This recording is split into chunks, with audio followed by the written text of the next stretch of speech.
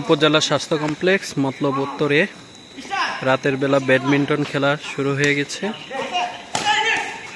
এখানে maximum doctor, nurse এবং আমাদের বিভিন্ন কোম্পানির এমপিওরা সবাই রাতের বেলা খেলে।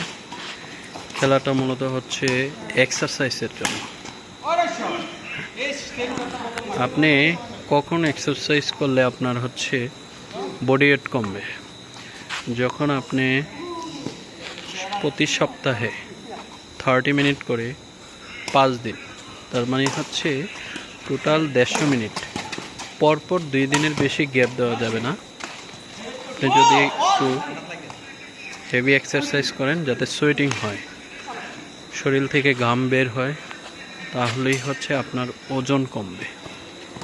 আমরা অনেকেই শুধু হাঁটলে আপনার কখনো ওয়েট লস হবে না। আপনার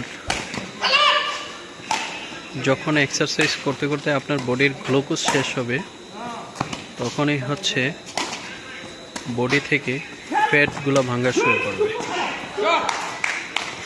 সো সবাই এক্সারসাইজ করেন এবং নিজেকে সুস্থ রাখেন।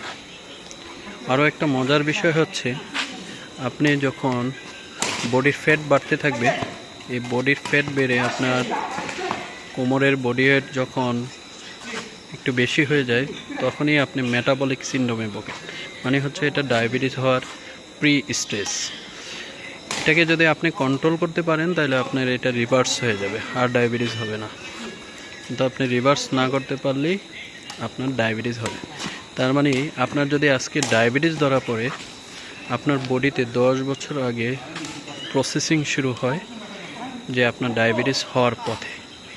সো ডায়াবেটিস একটা lifestyle disease, basically type 2 diabetes. আপনি যদি টাইপ 2 ডায়াবেটিস কন্ট্রোল করতে চান ওষুধ না খেয়ে, তাহলে লাইফস্টাইলের বিকল্প নেই। আমরা সচরাচরই বলি ডায়াবেটিস কন্ট্রোলের জন্য 3D: diet, discipline and drug. Thank you সবাইকে।